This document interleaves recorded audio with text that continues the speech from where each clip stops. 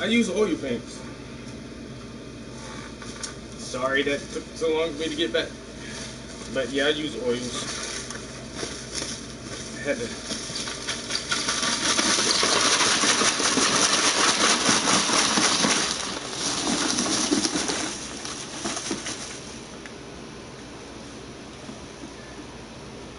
You know what though? You know what I believe about some people who ask questions like that? Anybody who asks, is it acrylic or oils, are normally acrylic painters. People who use acrylic paints are always so pressed by oils. Is that acrylic or is it oils? Yeah, I use oil paints. I fuck with the big boy shit.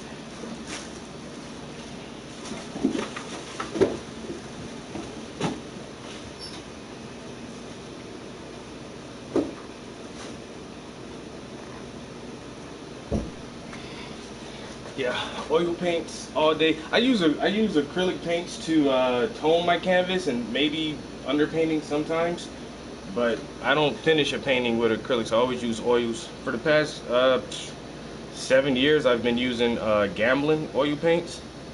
They're like the best. I use a combination of other brands of paint as well, but Gamblin is like my go-to paint of choice.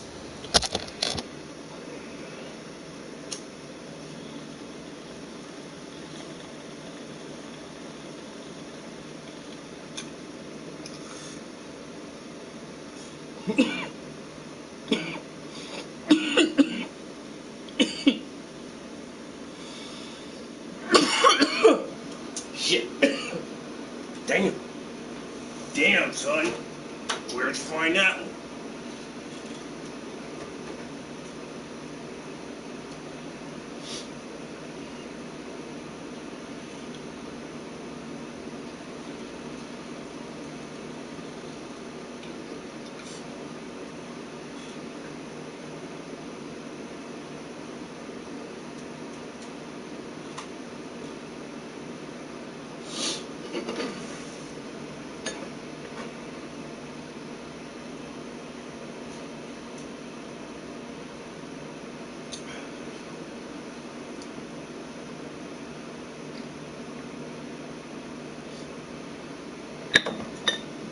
Oh yeah.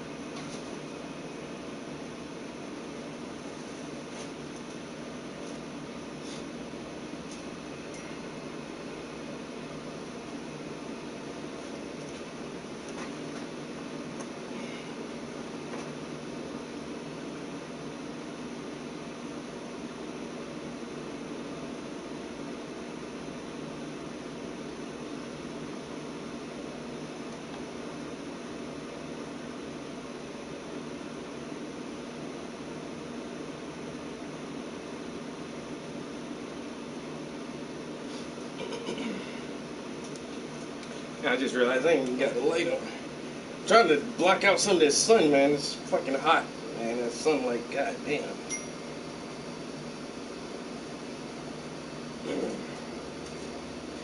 Nigga don't know how to count, but I love your enthusiasm.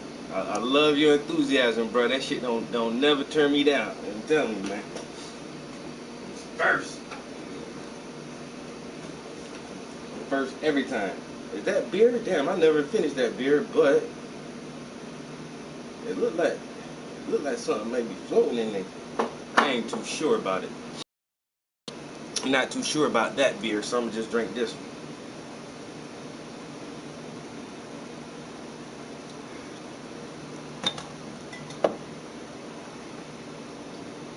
Boozy, what up, bro? Boozy, what a doozy. My man Mergarth said, yeah, I started with acrylic, but I don't like it. Now switching to oils. Have you had any training with oils? An instructor, an art teacher? Have you watched any YouTube tutorials about how to begin using oil paints?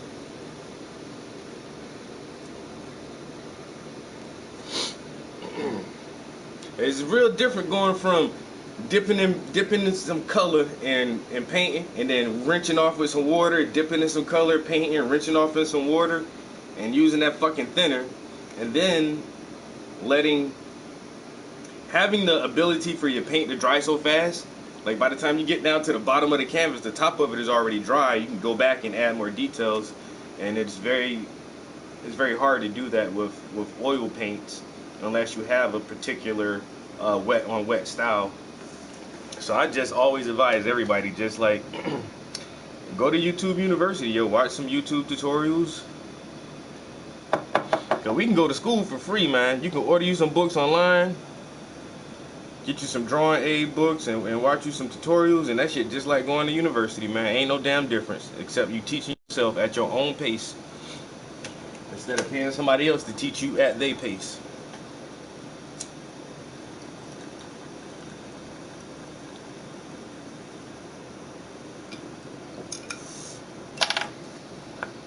I'll give you a perfect example right now. See, I'm gonna show you some YouTube University shit, right?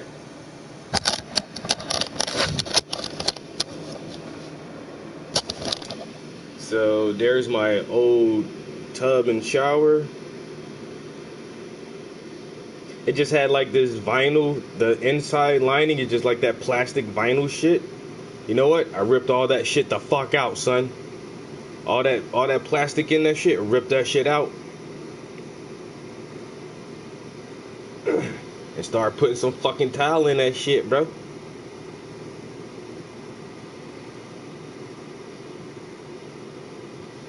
Tile that motherfucker up.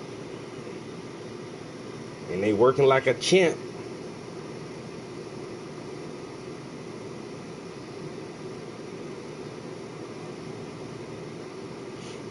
But that's what I'm saying, yo. I did all that from YouTube, man. YouTube University. You know, all you gotta do is whatever question you have, just ask YouTube. How do I tile a tub and shower? Man, 15, 20 videos popped up on tiling for beginners. Easy ways to tile your shower. And tons of stuff, man. Watch a couple of them shits, man. Hey, man, that shit be easy as hell. That shit be easy as hell.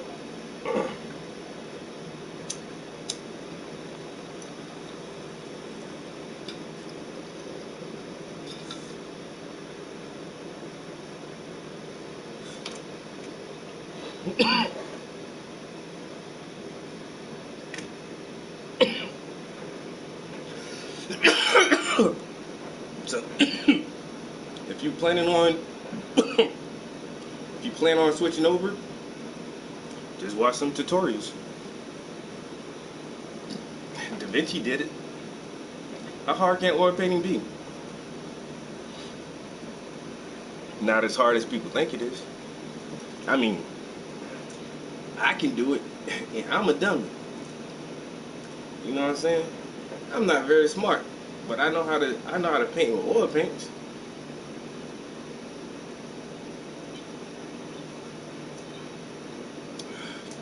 And then plus, I'm a slow painter.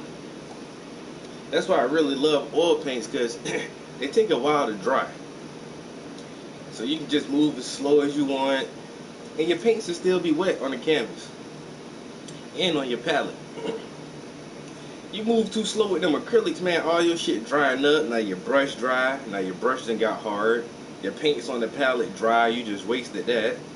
And now your canvas is all dry. Now you gotta mix the colors back to get back to the point where you was at.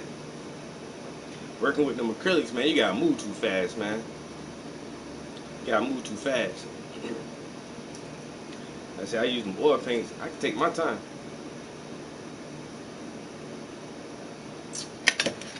Them shits don't be trying to dry like that.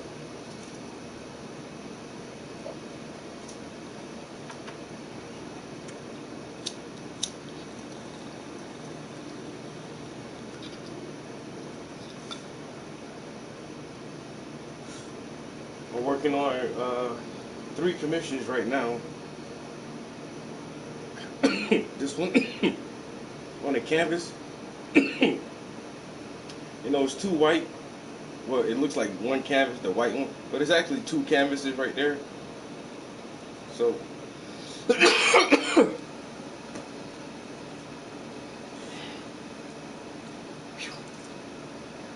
it's been a minute since I did some commission work, so I figured I'll give out like a little special deal. And a couple people jumped on like these are kind of small canvases, and I gave like a deal on them. And so a lot of A lot of people jumped on these fucking deals, yo. You only got time to paint half the trees. See, that's the only thing about Mr. Bob Ross, yo. That motherfucker used oil paint, and he'll finish a painting in 30 minutes. He only had a 30-minute show. This motherfucker coming in with a blank canvas and do an oil painting in 30 minutes. Like magic. Ain't nobody can hardly do that shit, bro. I mean, I can, but it won't look that good like Bob Ross make a 30-minute painting look. You know what I'm saying? I ain't gonna make that shit like that in 30 minutes. And what a lot of people don't know about Bob Ross,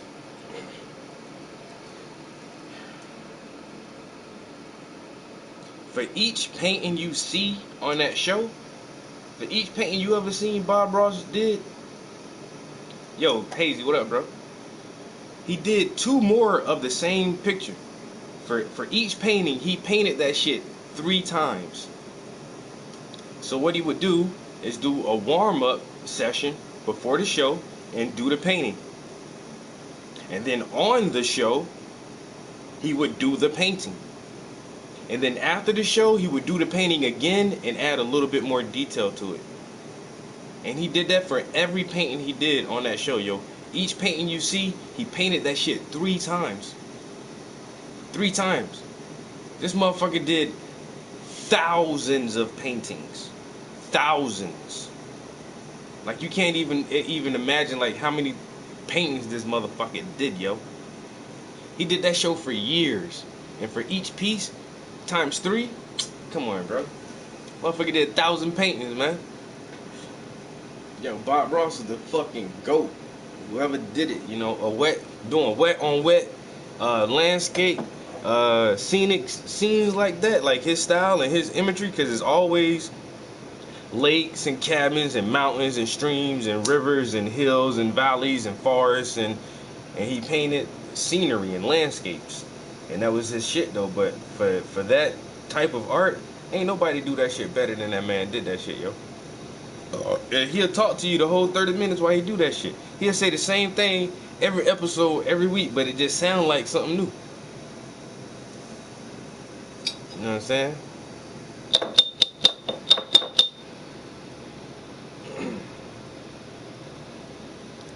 Bob Ross was the man's painter. He said, I do this shit in 30 minutes. And another crazy thing about that show, yo, most people who watch Bob Ross, motherfuckers never even paint. Never painted. And never even want to paint. Like, he inspired a lot of artists, such as myself. But a good chunk of his show, more than half of the people who watch, more than half, like 65-70% of the people who watch Bob Ross, these people never painted, never have a desire to paint. They just enjoy watching him paint and listening to him. He had a soothing, really calm voice. And he made pretty paintings. And everybody just wanted to watch him, not necessarily learn how to paint or try to emulate what he was doing. They just like looking and listening to his ass, yo. And I know almost every other person I know who knows Bob Ross, because that's the one artist that some people can name. Oh, you ever watch Bob Ross growing up? Yeah, they know about Bob Ross, but they're not an artist. Like, everybody just like to watch that shit, yo.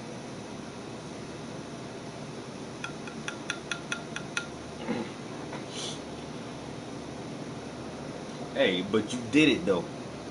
You got that shit done though.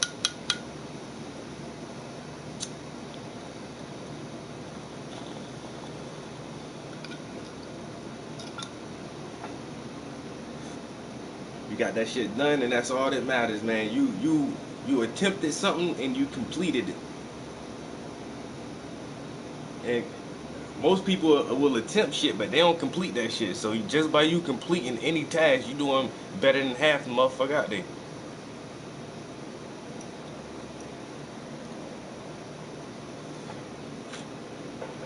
This is so true. Because I watched every episode twice, and I still don't have a dragon. I don't even have a dragon egg. I ain't never seen a White Walker. But hey, you never know, man. You never know. Winter is coming. You know, winter is coming. You never know.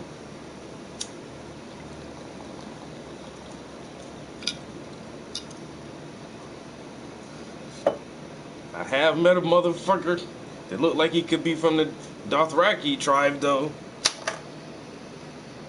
You know what I'm saying? Like, nigga, I seen you on the show. I come from.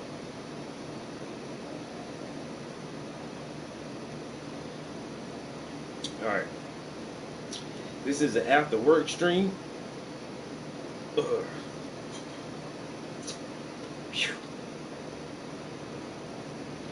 Starting to get that buzz. I gotta start painting.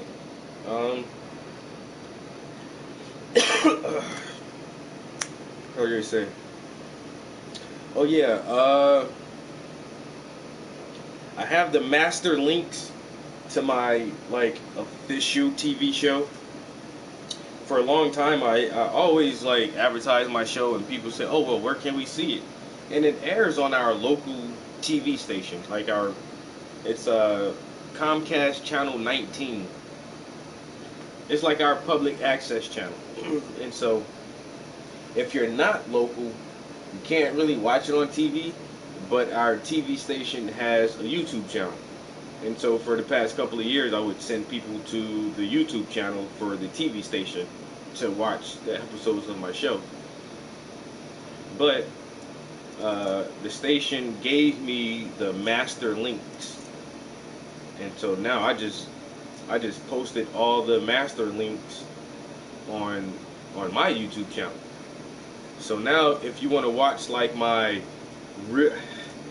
I don't know why I feel like I got to do the finger quotes, because this is a TV show. You know what I'm saying? I'm on TV and I'm showing you guys stuff.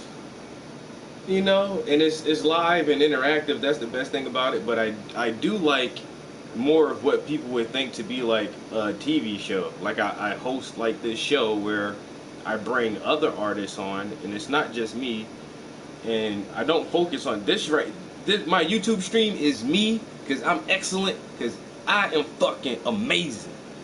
I'm amazing. I can't help that shit. That's just how I was built. But on my TV show, I put the spotlight on other people's, because other people amazing as fuck too, man. They other brilliant, genius, amazing ass artists around here, yo. And so I take the spotlight off of me and put the spotlight on them and let them talk about their art and their creative process, and what keeps them inspired and motivated to create new art, to continue to create new art. So, but now I have all those. So if you wanna watch like my talk show is what it is. I'm not gonna say like because this is a real show. It's Painting with the Prince, art and education. You know what I'm saying? And this shit is totally legit. I feel that if you want to watch my talk show, it's like I say, all the links are now on my YouTube channel, so you can just go there and I don't know where, like what's it's under. If I go to my channel,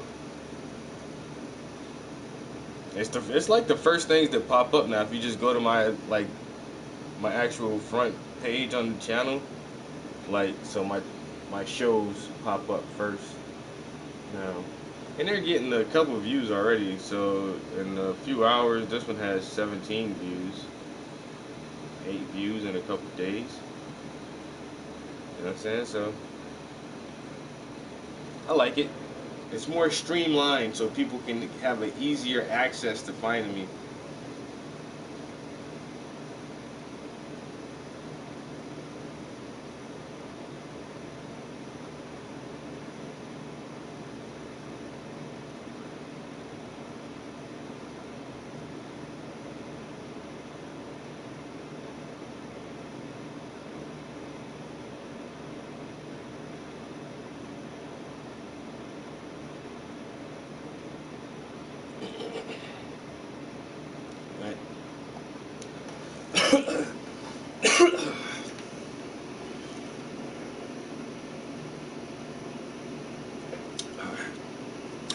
So we got that done.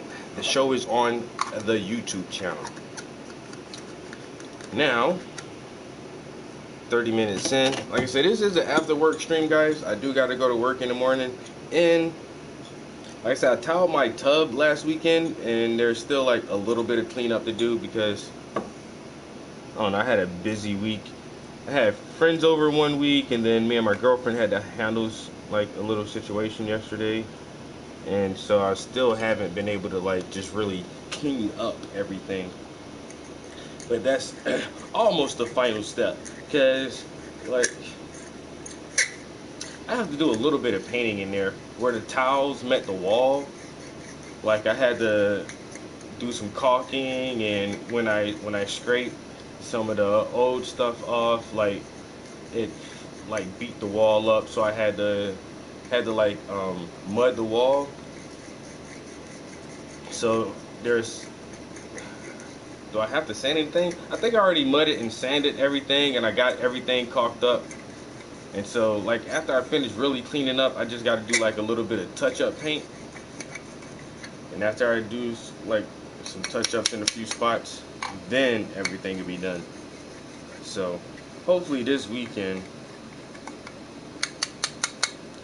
by this weekend, there shouldn't be anything left for me to do other than to enjoy my bathroom, because now I've done everything. So when I first moved in, I redid the tiles on the wall.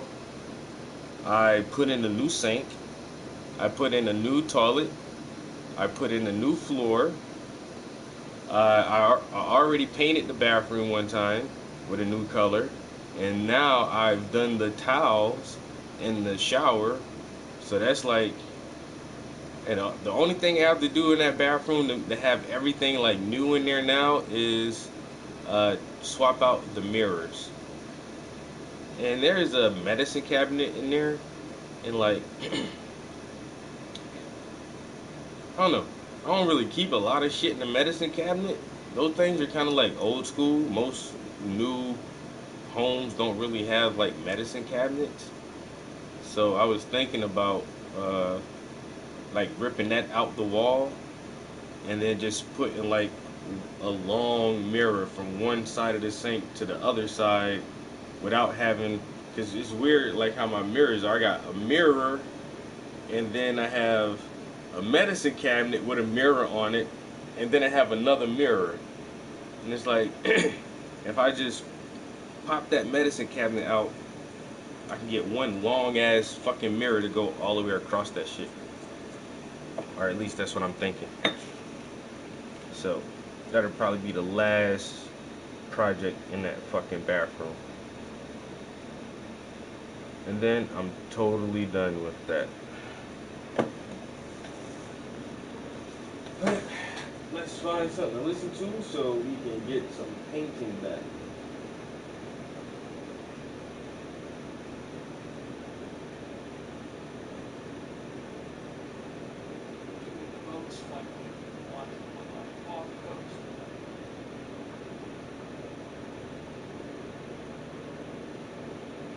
Because that, the light is.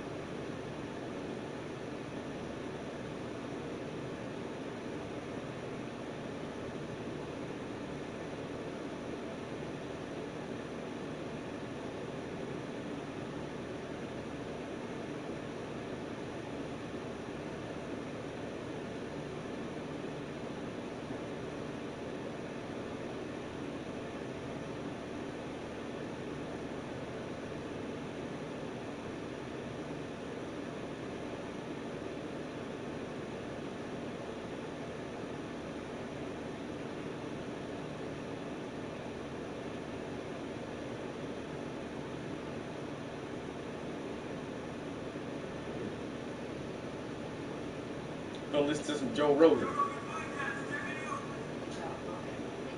Oh. Straight by day, Joe Rogan podcast by night, all day.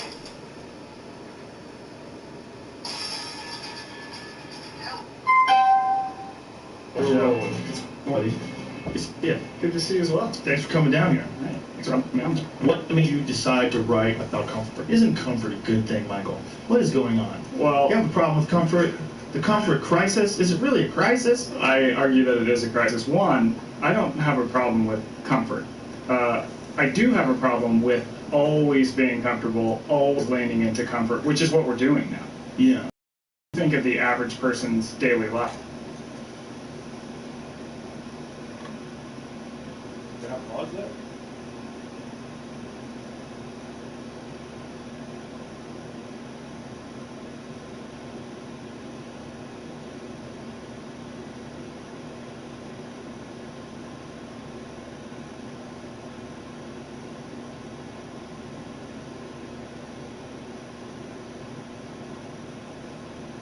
They wake up in the soft bed, temperature-controlled home. They shuffle over to the microwave a breakfast burrito, right, that came in from who knows where and is made with who knows what. I don't have to move at all or put any effort into this day, and then it's back to bed in front of the TV, and you just rinse and repeat that. At no point in daily life, I would argue, are people really challenged or really... No, it just keeps pausing for no reason. Like, I'm not understanding what's going on.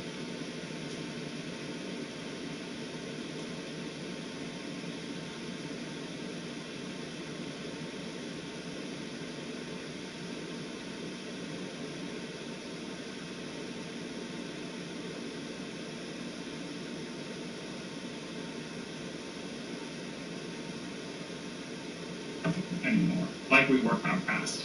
Some people, there's David Goggins still alive and well. Yes, David Goggins is still alive now. And so he's like the type of person, you see what happens when you start to push against that, right? When you kind of have this moment where you go, maybe I'm a little too comfortable, and you start to sort of investigate, okay, what is it with discomfort? How can I get into some discomfort, and what can that do for me? And then at the extreme end of that is Goggins. Yeah. Well, it's for folks that just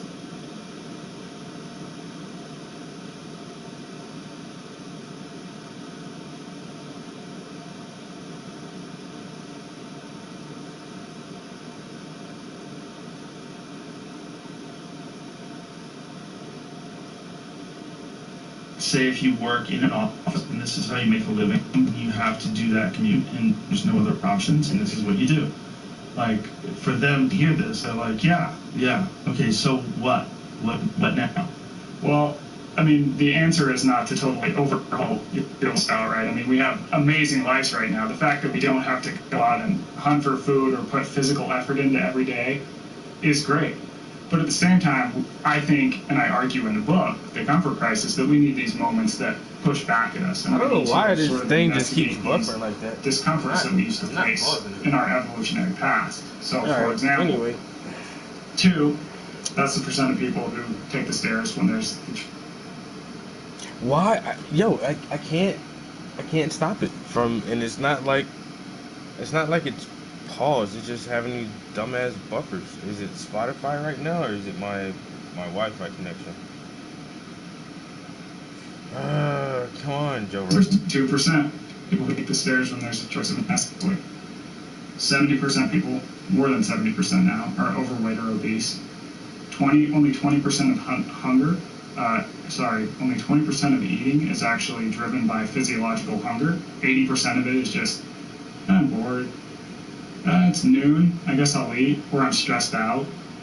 Right? We exercise more.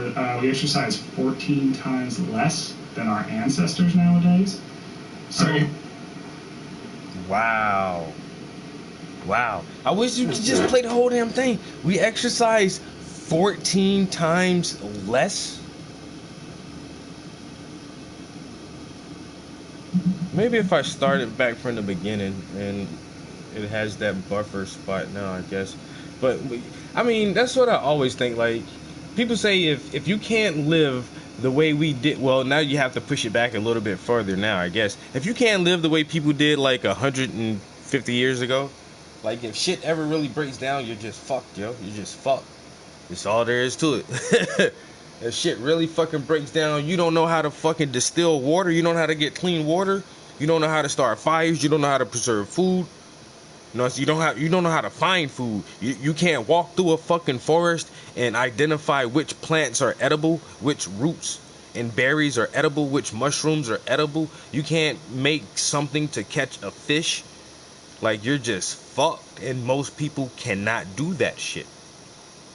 Most people are, like you said, you're so fucking lazy because you don't do shit. Motherfucker, get up, get in their car, sit behind their desk all day, get back in their car, come home and sit down on a fucking couch and watch TV. And if it comes to like 3 or 4 set of stairs, you can't do it. Like, I gotta walk up how many stairs? Like, and that's almost the average person, yeah. Almost the average person. And that's why I try to go to the gym every day, because my life is kind of fucking soft. I don't mind manual labor, physical work, yo. Like, fuck that. And I've had very good elders in my life that taught me shit like how to start a fucking fire, how to grow plants. You know what I'm saying?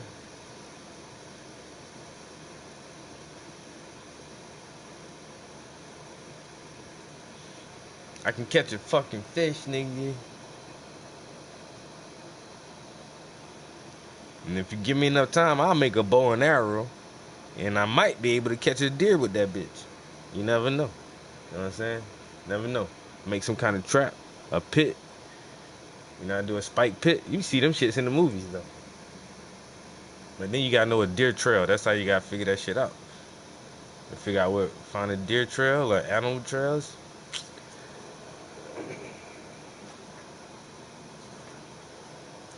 But yeah, he's right. Like, the comfort crisis.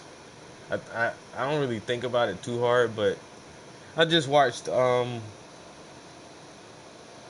oh my god, why am I drawing a blank, yo? Love, Death and Robots, season 2. And they had 2 episodes.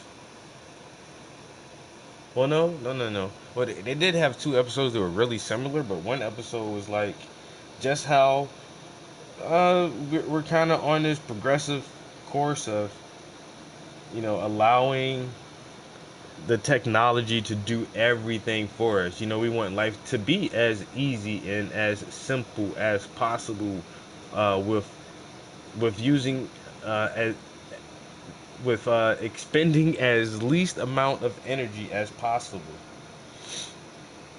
And so, if you remember the movie Wall-E, about the little robot trying to clean up the mess, it's like these people were in that society. People had just grown so fat and so lazy that they couldn't even walk. And so, in this one episode of the new Love, Death, Robots, it was very similar to that. They had almost the exact same setup where you see humans now, they evolved to have like really teeny hands and really teeny feet, because they don't walk or really like lift heavy shit, so their hands don't need to grow as big anymore, and they're just riding around on these little fucking like AI cars and shit, and motherfuckers just got lazy, yo. The whole society in general. And it seems like far-fetched for us to ever get to that extreme, but I mean, some people do live like, especially like those 1%ers, like motherfuckers like Bill Gates. You look at Bill Gates, this motherfucker hasn't lifted anything heavier than a gallon of milk in his whole fucking life, yo. And that's where, like, I don't know.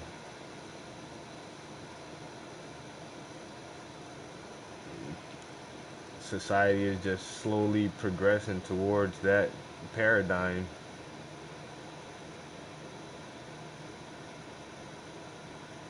I'm not I'm not as active as a lot of people, but I do try to stay somewhat active because you never know. The Joe Rogan Experience. Drink by day, Joe Rogan podcast by night, all day. Hello, Michael. Hello, Joe. What's going on, buddy? Good to see you. Good to see you as well. Thanks for coming down here. Hey, thanks for having me on. What made you decide to write about comfort? Isn't comfort a good thing, Michael? What is going on? Well, You have a problem with comfort? The comfort crisis? Is it really a crisis? I argue that it is a crisis. One, I don't have a problem with comfort. I do have a problem with always being comfortable, always leaning into comfort, which is what we're doing now. Yeah. Right? So if you think of the average person's daily life, they wake up in the soft bed, temperature-controlled home. They shuffle over to the microwave a breakfast burrito, right, that came in from who knows where and is made with who knows what. And then it's like, I go to work, I drive to work, I sit behind this screen all day. I don't have to move at all or put any effort into this day, and then it's back to bed in front of the TV, and you just rinse and repeat that. At no point in daily life, I would argue, are people really challenged or really uncomfortable anymore, like we're in our past. Some people, of course. Some people. There's David Goggins is still alive and well. Yes, David Goggins is still alive now. And so he's like the type of person, you see what happens when you start to push against that, right? You kind of have this moment where you go, maybe I'm a little too comfortable. And you start to sort of investigate, okay, what is it with discomfort? How can I get into some discomfort? And what can that do for me?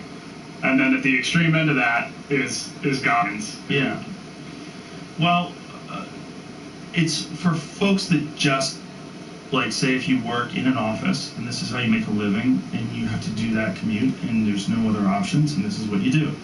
Like, for them to hear this, they're like, yeah, okay, so what? What now? Well, I mean, the answer is not to totally overhaul your lifestyle, right? I mean, we have amazing lives right now. The fact that we don't have to go out and hunt for food or put physical effort into every day is great. But at the same time, I think, and I argue in the book, The Comfort Crisis, that we need these moments that push back at us, and we need to sort of investigate these discomforts that we used to face in our evolutionary past. So, for example, 2, that's the percent of people who take the stairs when there's the choice. 2%? 2% people who take the stairs when there's the choice of an escalator. 70% of people, more than 70% now, are overweight or obese. Only 20% of hunger. Only 20% of eating is actually driven by physiological hunger. 80% of it is just, I'm bored. It's noon, I guess I'll eat, or I'm stressed out. Right? We exercise more. We exercise 14 times less than our ancestors nowadays. So our ancestors just by virtue of trying to survive. Oh my God. Yeah. But that is true though. That the further you go back in time, like, your life was just basically about survival. The Industrial Revolution has changed a lot, but it is very, very recent. It's very recent in human history that we've had as much technology to make our lives as simple as they are. Because just up until like the fucking 1700s, a lot of motherfuckers was just still building their own homes, you know what I'm saying? Especially the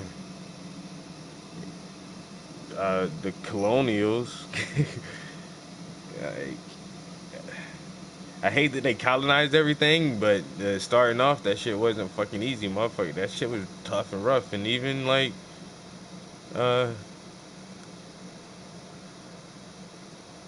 all ancient civilizations, yo.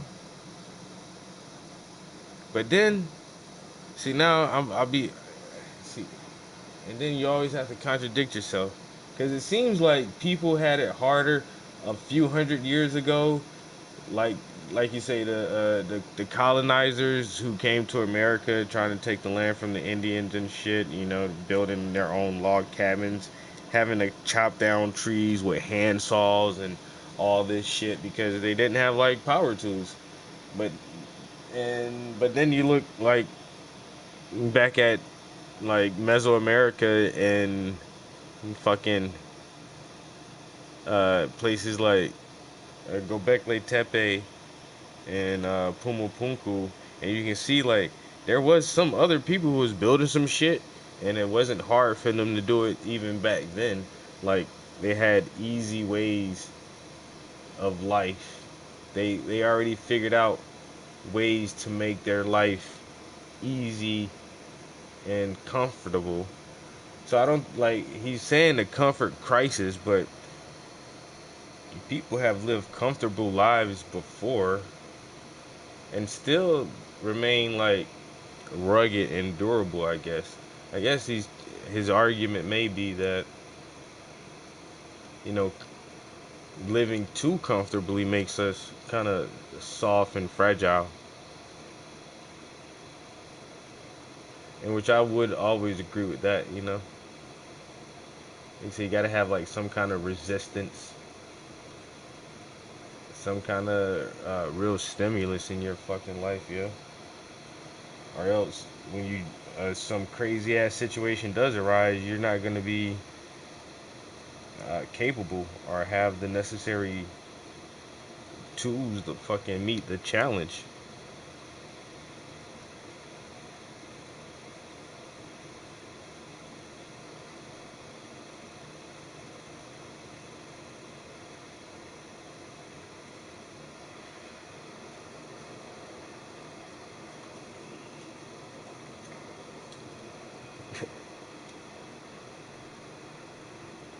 White people always win. Not necessarily, bro. Not necessarily. And this is the myth that most white people have, especially when you're uber proud of being white. And I get it because of the accomplishments of what we know as the white race, which is a conglomerate of many different sub races or people from different geographical locations that have been now all grouped as white. Because you can go to France and Germany and Italy, and these people won't say that they're white. A French person won't call themselves white, they're French. So the white concept is good when you're speaking in general terms, and you can, yeah, so how you word it, yeah, white people always win. I guess you can say it like that, but that's only on the surface level, especially when you're white and you're brainwashed by white supremacy. And it's weird because white people don't think that they can be brainwashed by white supremacy, because if you're not a member of the elite group, if you're not a part of the families of the 1%, then you're not much better off than I am, bro, as a black person. Because the true elite, the true white elite that like really make moves and kind of run shit, the people who own the banks, like not just like your local bank down the street, but like central banks, the motherfuckers who are invested in the Federal Reserve Bank, which makes money for the nation, like those families, they don't give a fuck about you because you're white. You know, they don't give a fuck about you at all. At all. Because if the fucking world ends now and it goes to contingency redundancy plan and the people they need to save to continue their legacy, it's not going to be you. It won't be you. You'll get struck by the asteroid with me, or you'll go down in the volcano with me, because they're not going to fucking save you because you're white. You're just a useless eater, just like everyone else. The only thing is you have this psychological advantage of your skin color, because you resemble the people who are in control. But the people who are in control don't care about you as a normal, average white person. You're not shit to them at all. So yeah, white people may always win, but not you. You're not gonna win. You're not a part of that group that's moving and fucking shaking. You're on PlayStation and YouTube with me. You're not making some major currency deals for a country trying to convert the African dollar to the yen to the Japanese, to the Chinese yen. You're not sitting at tables doing shit like that.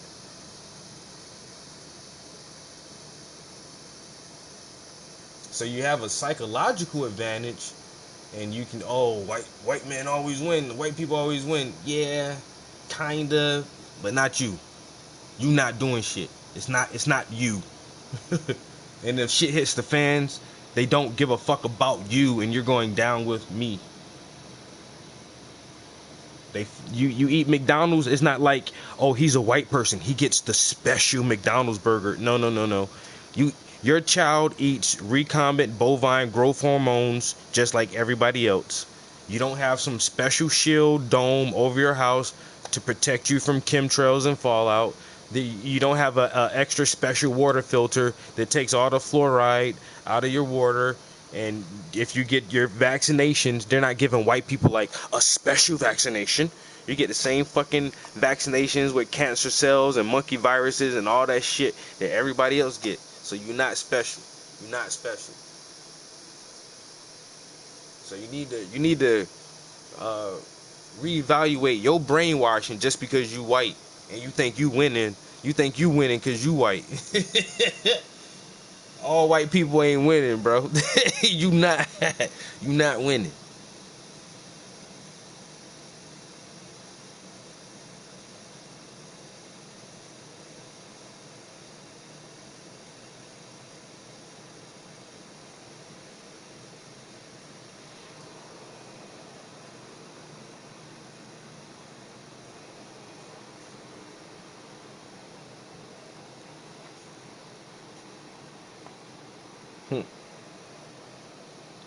You don't get shit special.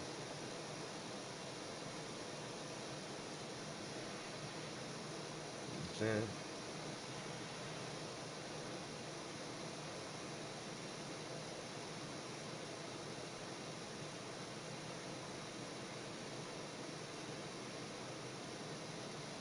I know it's hard to like think about shit in that type of way, but that's just how it is, bro. I can't be fake with you. I gotta be real with you, bro. You know what I'm saying? You got a crackhead in your family and a drunk uncle in your family like everybody else, man. Even Biden got a crackhead son. You not special. you not nobody special, nigga. Your last name Morgan, like J.P. Morgan or Chase, Citigroup. No. Name Wells and Fargo. No, they ain't none of your last names. No, yeah, man. Look, man, them motherfuckers don't give a fuck about you. Nobody don't give a fuck about you, nigga. You shop at the same grocery store everybody else, man. You buy the same shit, bro. Ain't nothing special about you at all.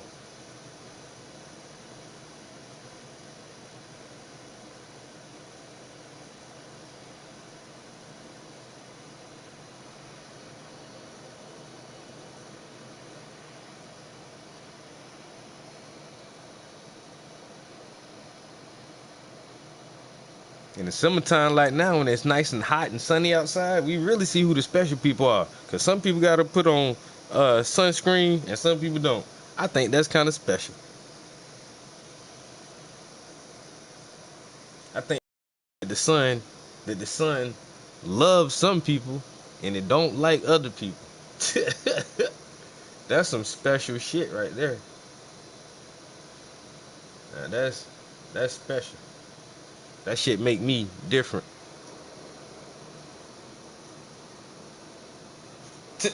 You stupid. I don't vote.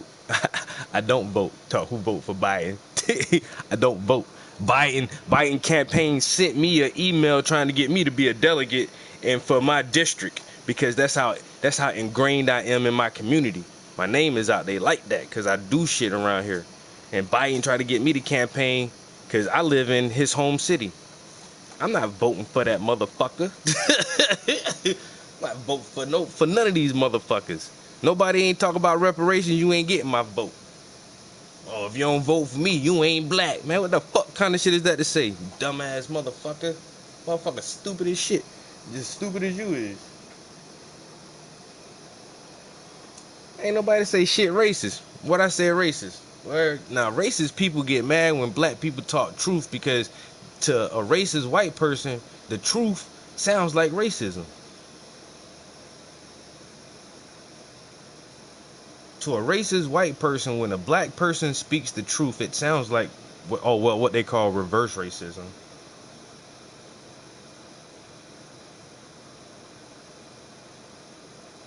I haven't said anything racist yet. You see my last Facebook post? President Biden signs hate crime bill that specifically protects Asian Americans. Oh, but fundamental black Americans that survived the Tulsa race massacres but still have yet to receive any reparations even after 100 years. So we already know all the atrocities that the white man has committed upon the black community. And we don't get shit. Nothing. We say Black Lives Matter, motherfuckers start screaming all lives matter. But when somebody else say, oh, stop Asian hate, nobody don't say stop all hate. And then all of a sudden a hate crime bill gets passed immediately for Asian Americans.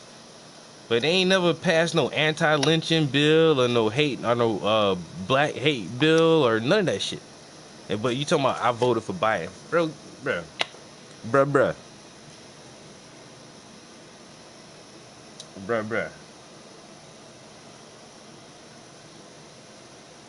I'd rather have Trump back in office, bro. I ain't even lying to you. I really thought Trump was gonna beat Joe Biden. Now I'm like, damn, they done shit my man Trump out the damn election. They done shit my man out the election, bro.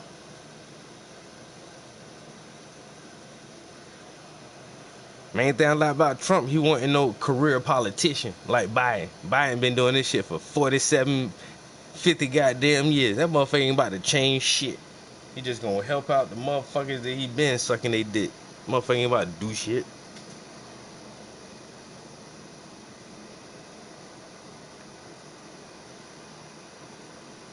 They're talking about skin color not racist? How is that racist? Because you gotta wear sunscreen and I don't, that's racist. Me saying that, me stating a simple fact is racist. That if you as a white man and me as a black man on a nice hot sunny ass day, we go stand in the direct sunlight for 6-7 hours, what gonna happen? That ain't racist. You talking about skin color? Yeah, I talk about skin color. I love my skin color. That shit is a natural protection to ultraviolet radiation given off by the closest star that produces life for this planet. I have a natural protection against ultraviolet radiation and some people don't. And the people who don't have to wear sunscreen. That, like I said, that seemed kind of special to me. It's a fact. It's a fact, and then the special part is my opinion. That ain't nothing about being racist.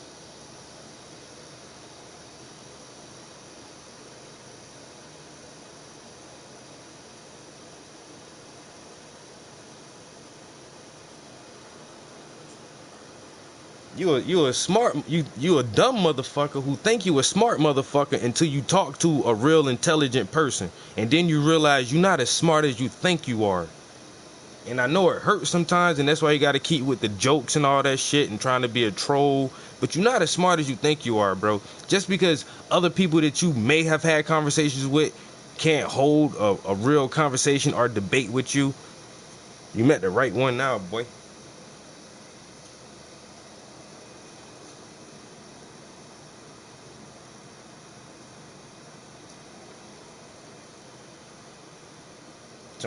Asians are nice, and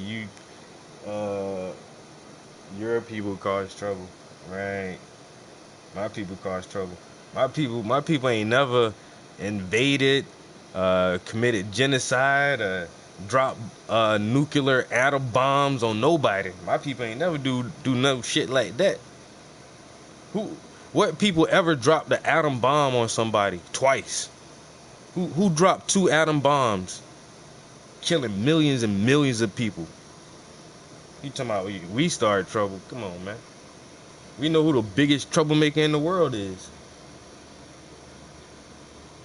When you want to look at violence, who on a real scale, who causes the most violence and destruction throughout the world? It ain't black people. I tell you that right now. It sure ain't black people. You just seen a little white girl, the little 6th grade white girl go shoot up her school. If black people so violent and we cause so much trouble and we come from broken homes and we got a criminal mind, how come you don't see a lot of little black boys and girls shooting up their schools, just killing everybody, or shooting up their neighborhoods and their churches? But when white people get upset and they snap, they just go kill everybody at school and kill everybody in the grocery store for no reason, kill innocent people for no reason. Just going crazy ass shooting sprees, mass shootings, mass murders and shit. And then when you look at the statistics too, who are normally most likely to commit arson? Who are more likely to be a serial killer? How many black serial killers can you name right off the top? But how many white serial killers can you name? You know what I'm saying? Don't talk about violence and causing trouble.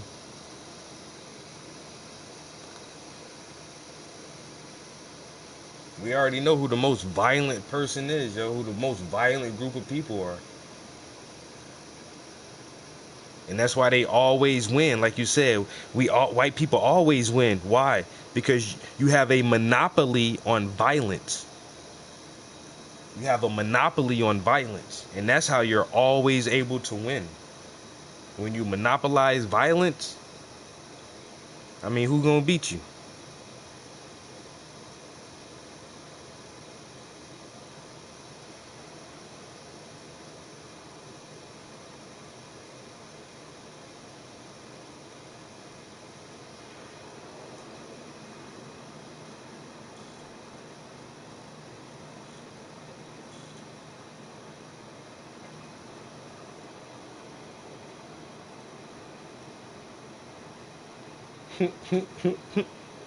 My people couldn't fathom what it takes to make an atom bomb. You know why? Because my people don't think in terms of destruction, in terms of how can we create the most damage, the most loss of life at once.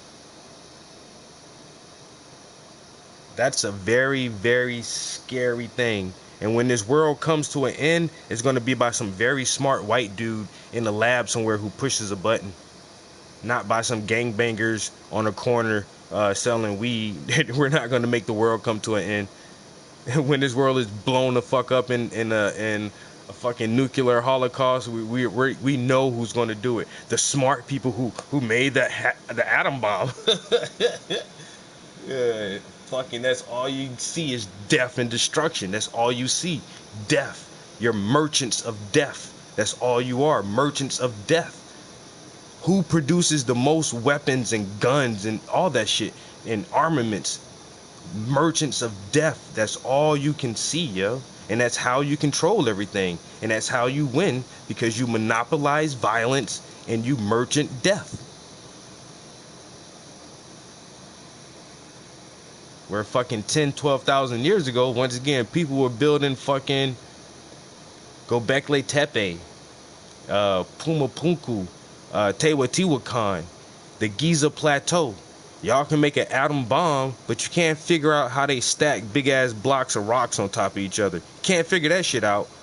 Can't figure that shit out to save your fucking life, but you can split a fucking atom. But you can't figure out how to stack blocks. But you're smart though. Oh, the conundrums are just so idiotic sometimes, bro. I swear it is.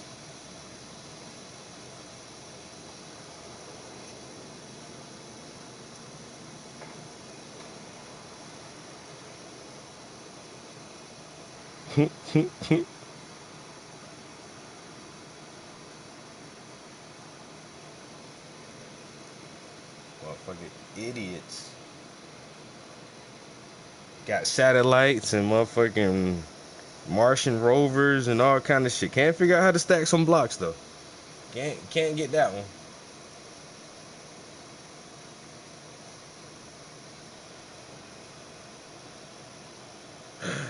There was a civilization on Mars, and you know what?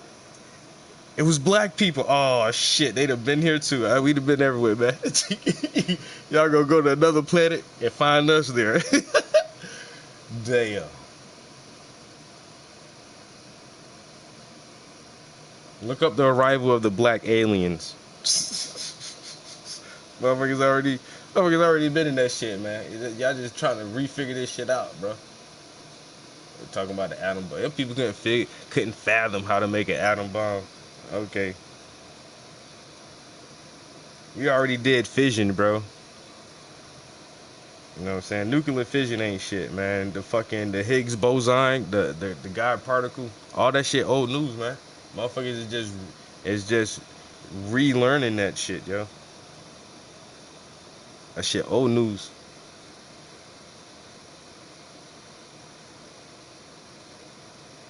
That shit old news, man. Motherfuckers knew about that shit 10, 12,000 years ago.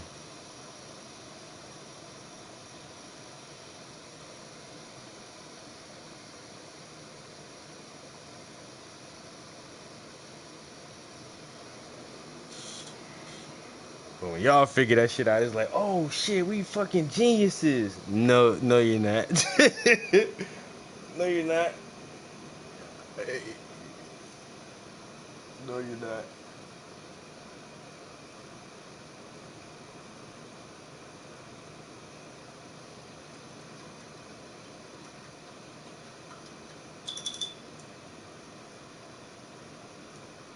Yeah, but who created the filament to make the vacuum tube possible that you can have a fucking television? A black person.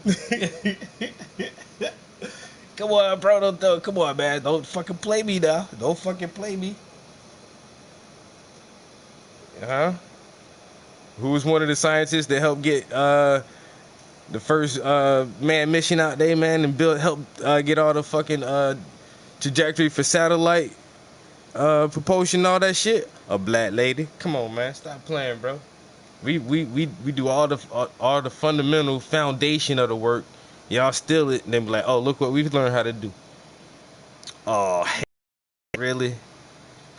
Oh, the Pythagorean theorem, man, that shit old as fuck, man. We been knew that shit, bro. Stop playing. That shit old news, man. Who invented the TV? Who invented all the parts that make the TV? Huh? And where all the materials to build your TV come from? All the zinc and copper and iron, all that shit. Man, you know where that shit come from, right? Stop playing, bro. Stop playing, man. You gonna dig this hole too deep for yourself, because it sounds like you don't know what the fuck you talking about right now. You gonna dig this hole real deep, bro. I hope you're in a room by yourself and you ain't got a lot of people fucking watching you get sun like that.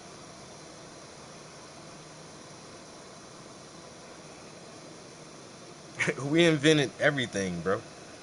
Mathematics, astronomy, motherfucking agriculture, goddamn sciences. We used to call it alchemy, because if you go back far enough, the continent of Africa was known as Alkebulan. Alkebulan. And our sciences were called alchemy. But it's not like the mystical alchemy that people think of. It was chemistry. Alchemistry.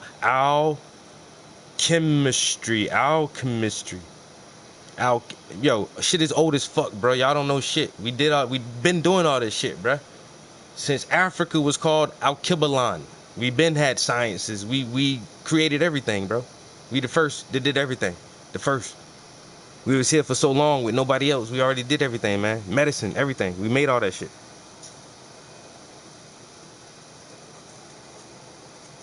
We made all that shit. The witch doctors. Yeah, but then you can go to Sentinel Island, and where we still have one of the most ancient tribe of people left on this planet, and they do just fine. they do just fine. They don't need no help from nobody, and they do just fine. They don't need your medicine, all your TVs, your satellites, Yo, nothing.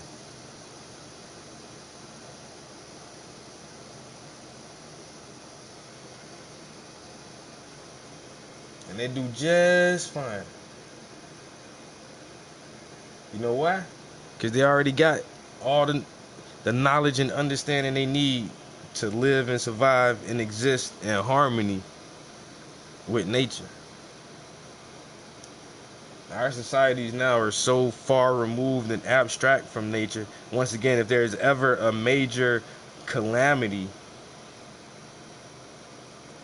that ever happens that would destabilize our society, you'll be one of them motherfuckers who wouldn't be able to survive that shit, bro. But but the people on Sentinel Island, they'll go from day to day like ain't shit changed. Don't shit matter. Yo, they wouldn't even notice nothing. You know what I'm saying? If our power grid goes down and our satellites go down, man, y'all life is fucked, bro. Your life is fucked. With that gas shortage in the south, in the southern states, motherfuckers is fucked up down there right now. You know what I'm saying? Motherfuckers depend on this shit too much sometimes. You depend on it too much sometimes, bro. Tell me, what did we invent? We invented culture, nigga. We invented civilization, nigga. We invented the origins of everything. What did y'all people invent? Oh, nothing. You just took ideas and added on to it. You ain't come up with nothing new. You ain't never came up with nothing new.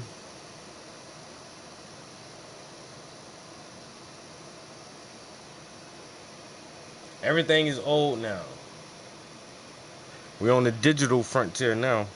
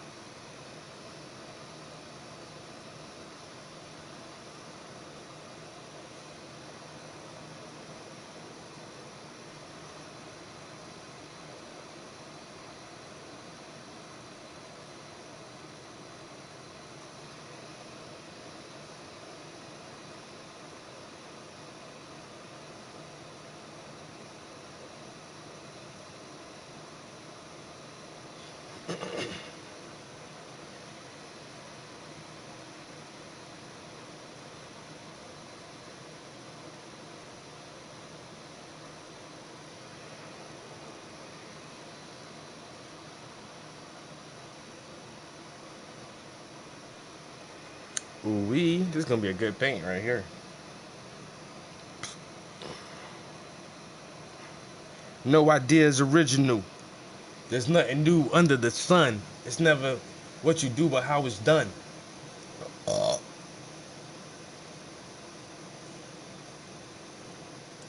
No idea is original. There's nothing new under the sun. There's never what you do, but how it's done.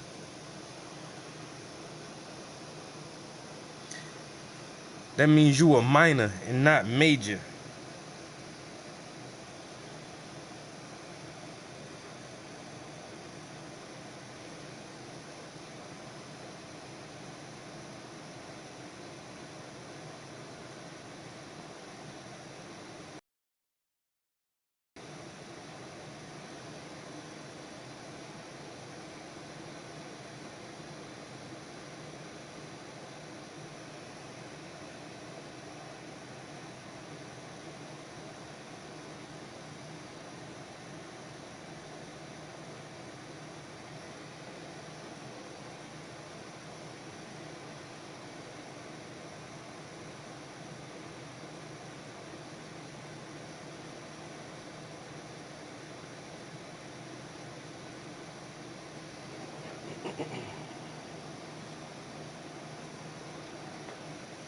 He's talking about witch doctors.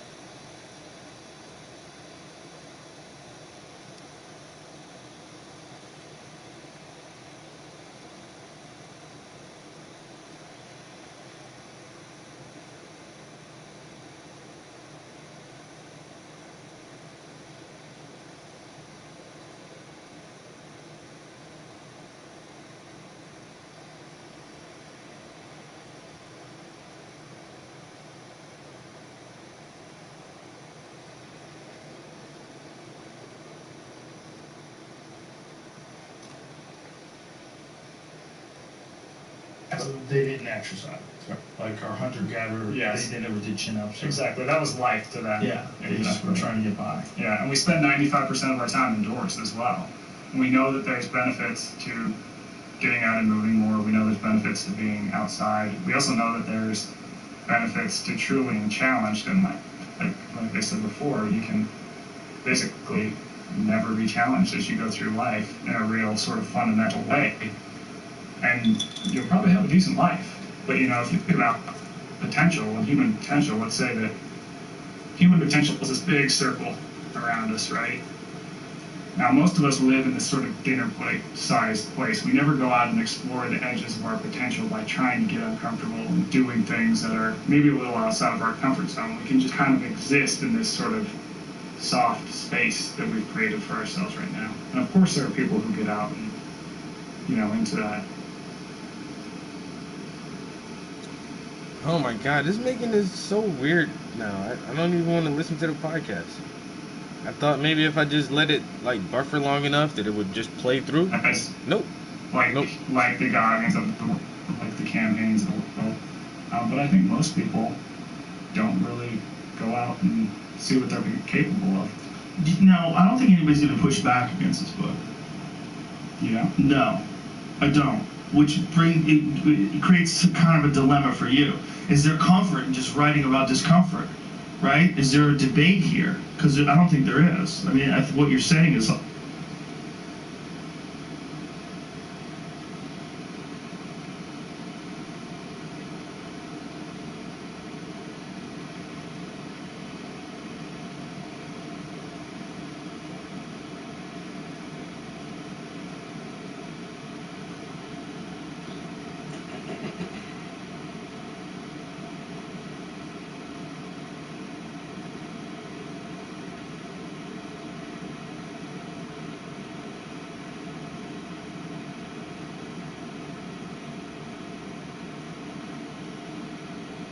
Irrefutable. I don't think anybody can say, well, there's nothing wrong with being sedentary and having your body turn into jello. Well, there's nothing wrong with living a boring life with no stress at all and well, stress, but mental stress. No actual physical adversity to overcome, which stresses out the body but actually relaxes the mind, which is that's what people are missing.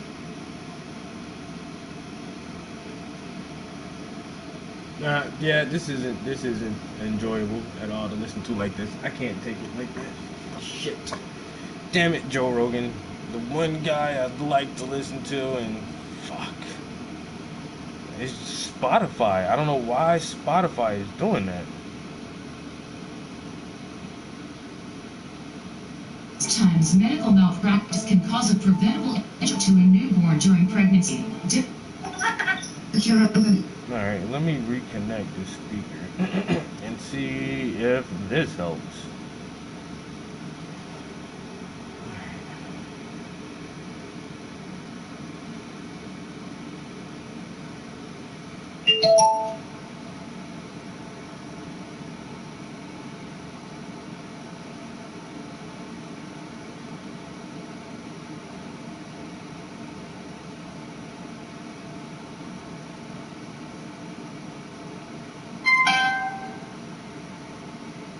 Alright, let's try. What made you decide to write about comfort? Isn't comfort a good thing, Michael? What is going on? Well, you have a problem with comfort? The comfort crisis? Is it really a crisis? I argue that it is a crisis. One, I don't have a problem with comfort. I do have a problem with always being comfortable, always leaning into comfort, which is what we're doing now. Yeah. Right. So if you think of the average person's daily life, they wake up in the soft bed, temperature-controlled home. They shuffle over to the microwave a breakfast burrito, right, that came in from who knows where and is made with who knows what. And then it's like, I go to work, I drive to work, I sit behind the screen all day.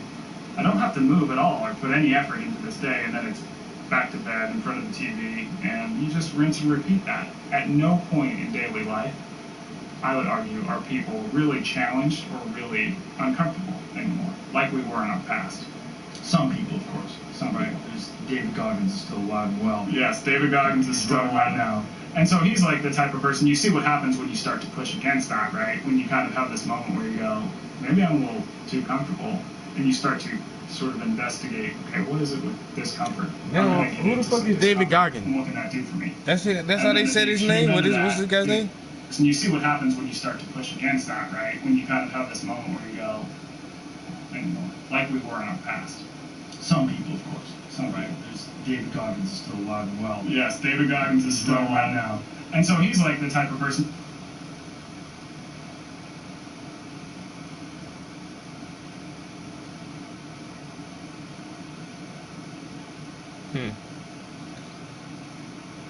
All right, so Joe Rogan did a whole interview with him, and the whole interview is actually on YouTube. I might watch that next. The type of person, you see what happens when you start to push against that, right? When you kind of have this moment where you go, maybe I'm a little too comfortable, and you start to sort of investigate, okay, what is it with discomfort? How can I get into some discomfort, and what can that do for me? And then at the extreme end of that is Goggins. Yeah. Well, it's for folks that just, like, say if you work in an office and this is how you make a living and you have to do that commute and there's no other options and this is what you do. Like, for them to hear this, they're like, yeah, okay, so what? What now?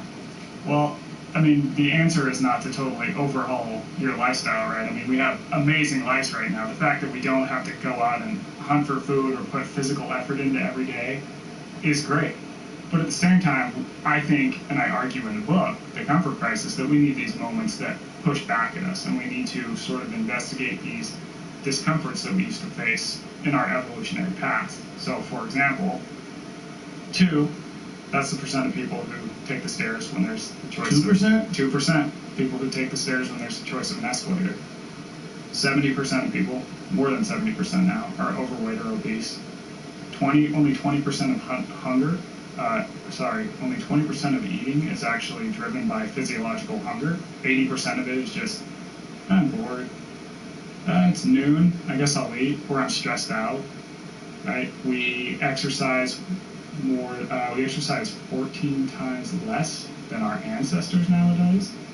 So our ancestors just by virtue of trying to survive, you mean? Yeah, exactly. So they didn't exercise, right? Like our hunter-gatherer, yes. they never did chin-ups. Exactly, that was life to them. Yeah, they just were trying to get by. Yeah, and we spend 95% of our time indoors as well.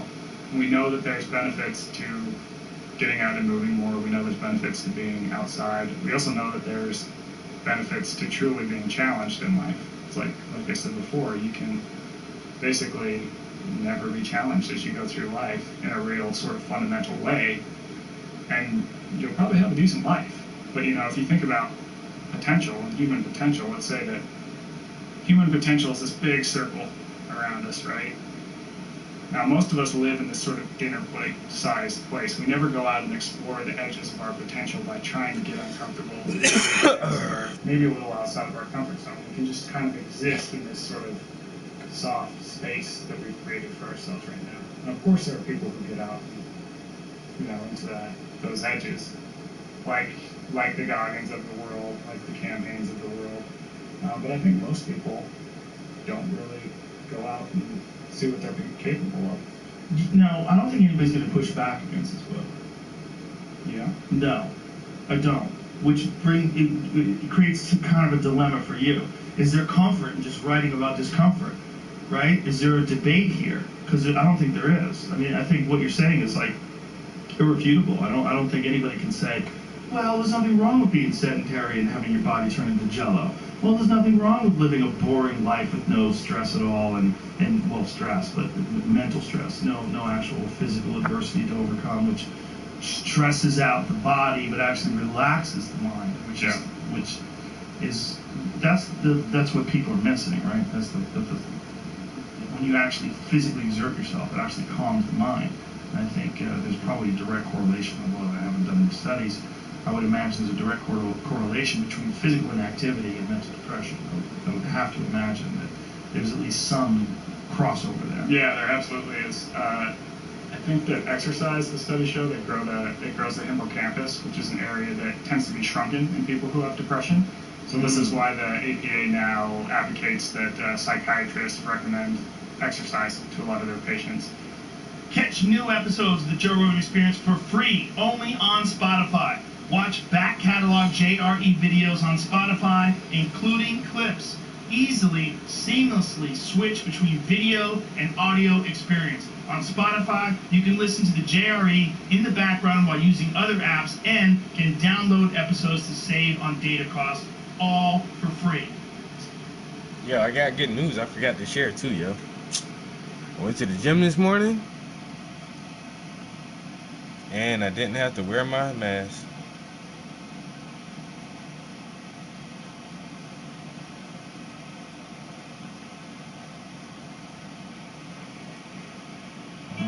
This seaside Virgo is about to play host to an unforgettable vacation memory.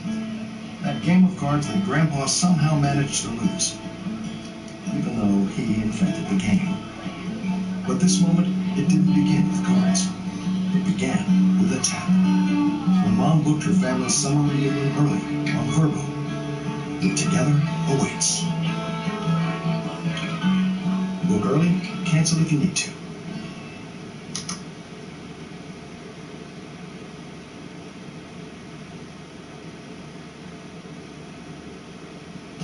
When we see Pleiadian ships, we see a sphere of light, because the Merkaba moving so fast. The Atlantean civilization was the product of Arturian people, but the first Atlantis was not about pyramid. No, shut up, bro.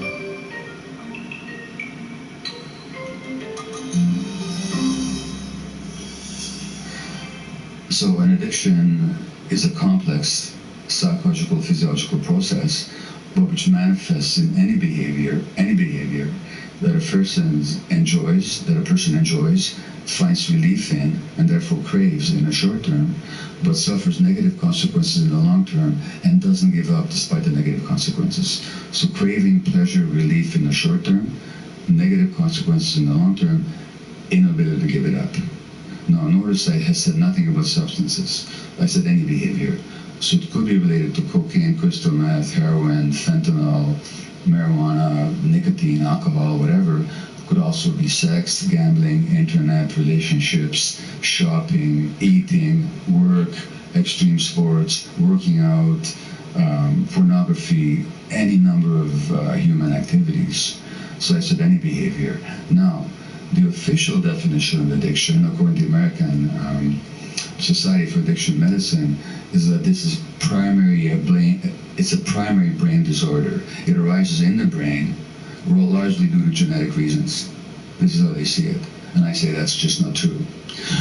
The other popular idea about addiction is that it's a choice that somebody makes, that people choose to be addicted, which is what the legal system is based on.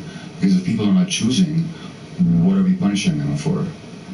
And although I think the medical definition is closer to the truth, I don't see it as it's a genetic disorder, and I don't see it as a primary brain disorder. So let me perhaps show you why, if that's okay. A human being has two fundamental needs, apart from the physical needs, in infancy, in childhood. One is for attachment. Now, attachment is the closeness and proximity with another human being for the sake of being looked after, or for the sake of looking after the other. Now, human beings, as mammals, and even birds, are creatures of attachment. We have to connect and attach, because otherwise we don't survive. If there's nobody that's motivated to take care of us, to attach to us that way, and we're not motivated to attach to others, we just can't survive. One interesting thing is that the endorphins, which are the body's internal opiate chemicals, which heroin and all the other opiates resemble, they help to facilitate attachment. So if you take infant mice and you knock out their endorphin receptors so they don't have endorphin, opiate activity in their brain, they won't cry for help and separate from their mothers, which would mean that they would die in the wild. And which goes back to what happens in childhood when there's stress and trauma, these endorphin systems don't develop. And then when people do heroin, it feels like a warm, soft hug to them. They feel love and connection for the first time. That's why it's so powerful. But so we have this need for attachment, without which obviously the human infant, who's the most helpless, the most dependent, the least mature of any creature in the universe at birth, cannot survive without the attachment. And that attachment relationship, given that we have the longest period of development of any creature, you know, well into adolescence and beyond, attachment is not a negotiable need. But we have another need, which is authenticity. Now, authenticity, outward of self, means being connected to ourselves. Just knowing what we feel and being able to act on it. So, that means I've got feelings. So, let's look at how human beings evolved. For hundreds of thousands of years, and for 100,000 years or so of this species existing on Earth, how did we live? We didn't live in cities and houses and so on. We lived out there in the wild until very recently in human existence. Now, just how long do you survive in the wild if you're not connected to your gut feelings? If you start using your intellect instead of your gut feelings, you just don't survive. So that's a powerful survival need as well. So attachment is a survival need, authenticity is a survival need.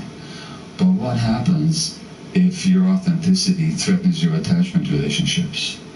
For example, as a 2-year-old, you get angry because you didn't get that cookie before dinner. But your parents can't handle anger because they grew up in homes when there was ragealism and they're terrified at the very expression of anger. So they give you the message that good little kids don't get angry. The message you receive is not that good little kids don't get angry, but that angry little kids don't get loved. Because your parents are now sullen, they won't look at you, they talk to you in a harsh way, you're not getting loved. Not experiencing love at that moment. No. But you gotta stay attached. Guess what you're gonna suppress? The authenticity every time. And this is how we lose connection to ourselves and to our gut feelings. So that, strangely enough, that very dynamic, which is essential for human survival in a natural setting, now becomes a threat to our survival in this more modern setting, where to stay authentic is to threaten attachment. And so we give up our authenticity, and then we wonder who the hell we are, and whose life is this, and who's experiencing all this, and this life doesn't, you know, and who am I really? And so that's where the reconnection has to happen. That's where the healing happens, is with that reconnection. But it's because of that conflict, the tragic conflict in childhood between authenticity and attachment that most of us face, that we lose ourselves and lose connection to our gut feelings. Now, this leads to the question of trauma, because it's one thing to recognize that all this originates in childhood pain. It's quite another to transform that pain. And for that, we have to understand what trauma is. So people often think that trauma is what happens to you. So trauma is a divorce when you were small and your parents fighting. Trauma is your mother's depression. Trauma is your father's alcoholism. Trauma is your parents' argumentation. Trauma is physical or sexual abuse or some loss. Those aren't the traumas. Those are traumatic. But the trauma is not what happens to you. The trauma is what happens inside you. And as a result of these traumatic events, what happens inside you is you get disconnected from your emotions, and you disconnected from your body, and you have difficulty being in the present moment, and you develop a negative view of your world, and a negative view of yourself, and a defensive view of other people. And these perspectives keep showing up in your life in the present. So in other words, the addiction is not the primary problem, it's an attempt to solve a problem. And then the real question is, how did the problem arise? In other words, this is where my theory is that it's always rooted in childhood trauma, and that the addiction is an attempt to deal with the effects of childhood trauma, which it does temporarily, while it creates even more problems in the long term. And so the issue is not just to recognize what happened 10, 15, 30, however many years ago, but to actually recognize the manifestations in the present moment and to transcend them. And how do you do that? By reconnecting with yourself, by restoring the connection with your body primarily, and with your emotions that you lost. And once you do, when you found these things again, then you have what we call recovery. Because what does it mean to recover something? It means to find it again. So what is it that people find when they recover? They find themselves. And the loss of self is the essence of trauma. So the real purpose of addiction treatment, mental health treatment, any kind of healing, is reconnection.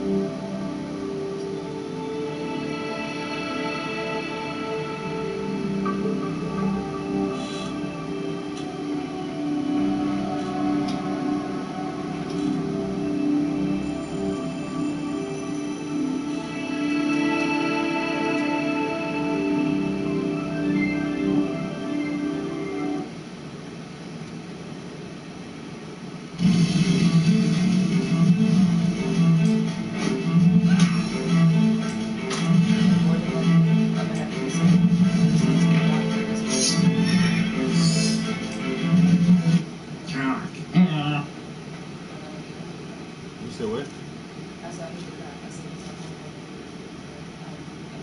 You are mumbling so bad. I can't. Now we can come downstairs and we can talk, man.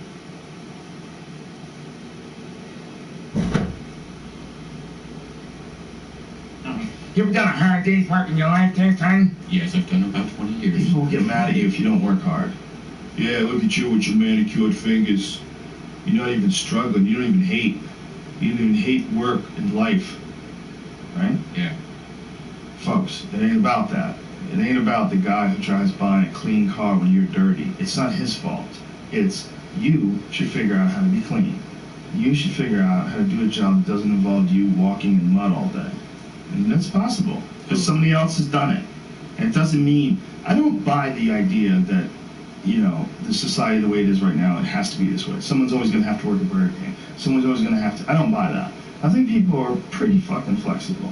If you look at the broad spectrum of humans and human behavior from different cultures all over the world, it's pretty obvious to me that there's a lot of different ways that people can act. We don't have to have fast food workers.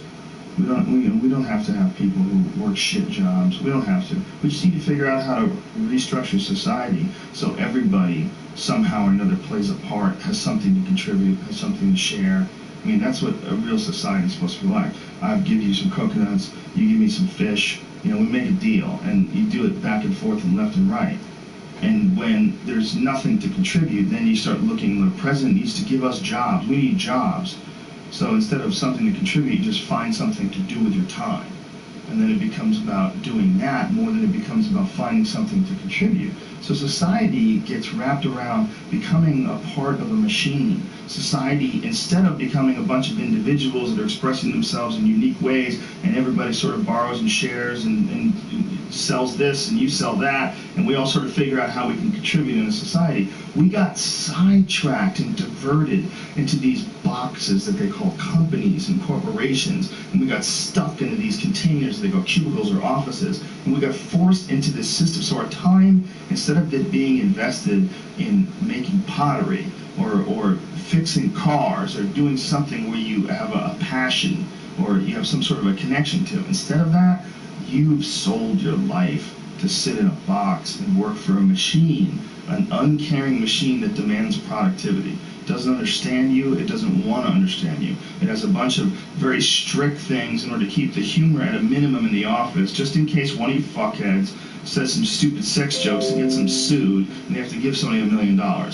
So get it together, and this is your life now. No natural behavior. Everybody's wearing clothes they don't want to wear. Everybody's showing up and doing something they don't want to do, they have no connection to. That's the problem with our society. And then what's the reward for all this stuff? Go home, get a big TV. Go home, you're going to get a shiny belt buckle. You're going to get a nice purse. You're going to wear shoes that you couldn't afford last week. You're going to get that dream car. And every week we're chasing down this new object. And every week we're trying to fill this hole in this sad shadow of a life that we've been left with after work. That you work 8 to whatever hours a day plus commuting, and then you're like this. And that's your life. That's your real fucking life. All that other stuff is not your life anymore. All that other stuff is work. And most of us have committed to that. I know you've been there before, and I've been there before. And we understand that it's a trap because we got out of it. But for the people that are in it, a lot of times they don't even understand it's a trap. They just think it's a good job. They think they got dental. I'm doing really good. I got my own parking spots, got my name on it. And you're just a piece of a heartless, shitty machine that makes money.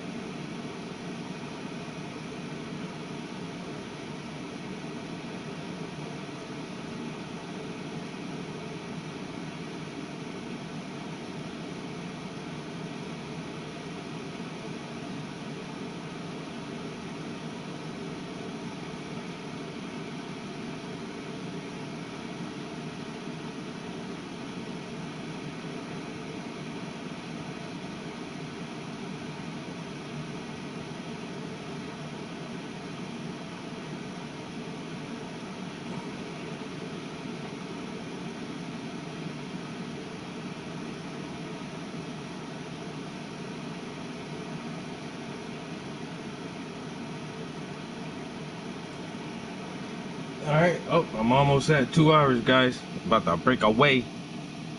My girl just came up and said she had bought some pizza home. Oh, shit.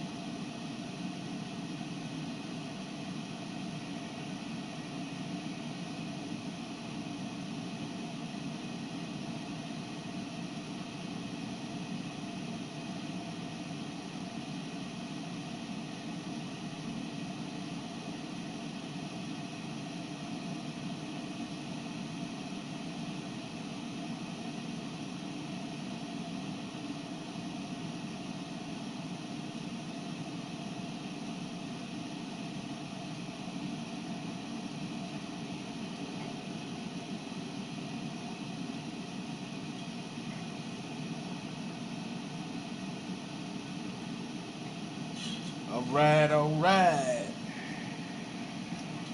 Alright, alright. Look good, look good. Can I get a little cuz? Love you, cuz. God damn it, let's go. Why I gotta like cuz?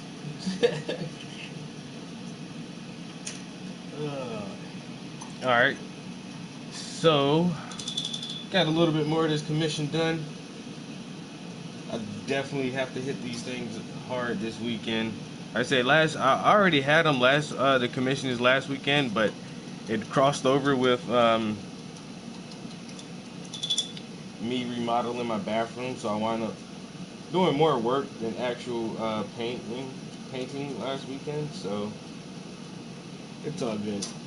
But this weekend, I definitely gotta hit the studio extra hard. Oh wow, I could have blended that out just a little bit or something. Right there. Because I'm gonna come back and that was gonna be a hard line right there and maybe right there. Soften that up before I go. Alright. That looks better. Better.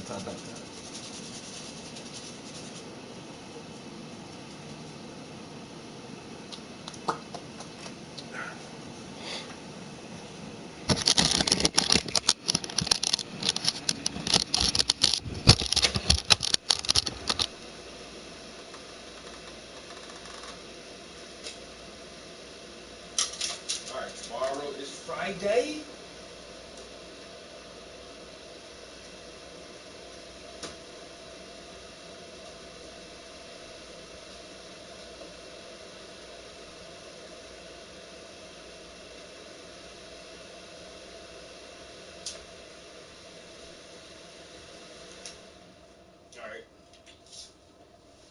appreciate everybody chilling in the studio with me. Checking out the progress on these portraits. I'll get with y'all next time. Peace.